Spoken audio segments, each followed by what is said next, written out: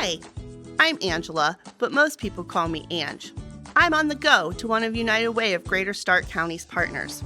These are the folks helping to build a stronger community. Let's learn more about them. Hi, Chris. Hello. We are so excited to be here at the Alliance Domestic Violence Shelter. Happy to have you. Tell me a little bit about the history, how and why the Alliance Domestic Violence Shelter got started. So we're actually celebrating 45 years, and it was started just by a group that were just noticing that domestic violence was an issue. And they started out reporting to like the police station or hospital anytime that there was an incident. United Way came along in 1982 and gave some funding to rent a space, the actual house we're sitting in today. Oh, okay. And then it was later purchased. It was originally a 3-bedroom home. 5 other bedrooms were put on. 45 years of providing services in the county.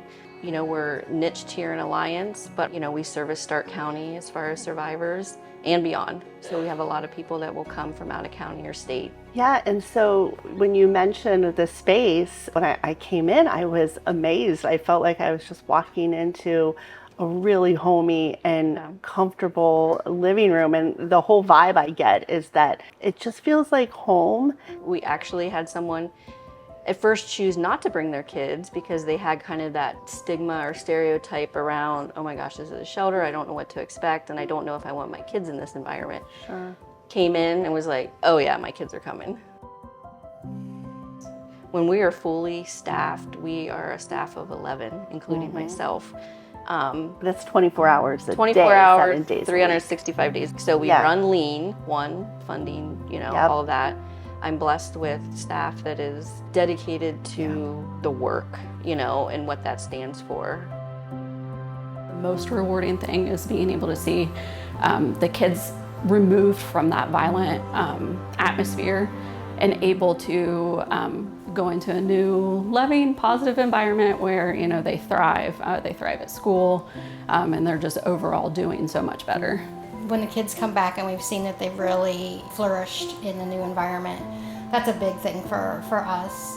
And we get a lot of single people in here, and for them to be able to, in some cases, be their first opportunity of making their own choices for their lives and making positive, good choices, that's rewarding. A lot more goes on than just someone coming in and having a place to lay their head and to eat their meals. Yeah. We use the term domestic violence kind of broadly, but domestic violence is, like I said, stalking. It's human trafficking victims, people that are fleeing and need shelter from sexual abuse or sexual violence. It's kind of big umbrella. We obviously have, you know, the emergency shelter, so you have a space to decompress and not have that violence. But we know it can't stop there, right? We provide advocacy, whether that's, you know, at the courts, medical, maybe at the school level. So many times people come in here have never had any kind of say in their life, you know, whether that's never had a bank account. You know, I don't even know how to open a bank account. I don't know what my credit score is. Life skills. You know, again, I wasn't allowed to cook, or I only could cook this. And so what we notice when people come in is just after that initial decompression is, okay, now what? One of the things that we are at United Way are really focused on is adverse childhood experiences and trying to, you know, mitigate those. And we know why organizations and programs like the domestic violence shelter is so important, because that is a significant trauma for a child to experience. We need to make sure that we're having these conversations, going back to the kids. Some people want to shy away from that and say, you don't need to talk to a 6-year-old about domestic violence. You don't, of course you do it age appropriately. Right. These kids are experiencing it. So whether we're talking to them about it or not, they're experiencing it. And so we need to talk to them about it so that cycle doesn't continue with the next generation. If there was one thing in particular that you would like people to know that they might not about either domestic violence or the shelter in particular, what might that be? We need to stop judging survivors. We've not walked their walk.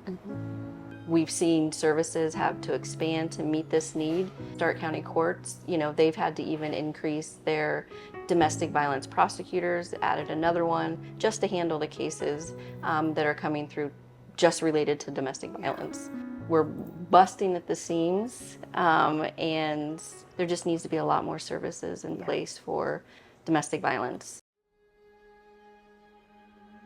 Do you have, in the time that you've been here, a story that sticks out? Yeah, when I first got into this work, I looked for like these grandiose success stories, right? And I've had to learn throughout the process, like, one, success looks different for everybody, and success can be those pebbles along the way. We've had a mom come in here, 4 kids, stayed here quite a while because, again, just trying to find housing for her, and the 4 kids was difficult, but she was able to get her own place, stayed enrolled in school through that whole process. The kids actually were on honor roll, through school, which is just amazing when you think of like resiliency and stuff. Like, and I mean, just there's so much with our clients, like even if it's just coming in and learning a new skill, or oh my gosh, I've been able to get all of my like birth certificates and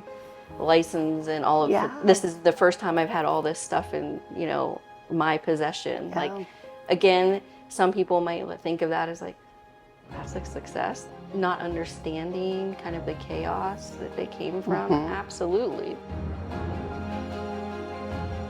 We certainly at United Way are so grateful that, thanks to the donors, that we're able to provide funding to support the shelter, because we know it's an essential in our community, and we're just so grateful to have partners like the Alliance Domestic Violence Shelter, and really appreciate the work that you and your entire team here do.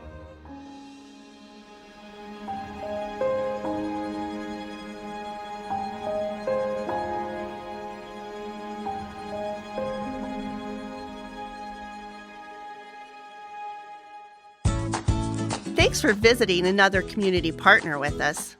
Join us next time to see who else is making a positive difference in Greater Stark County.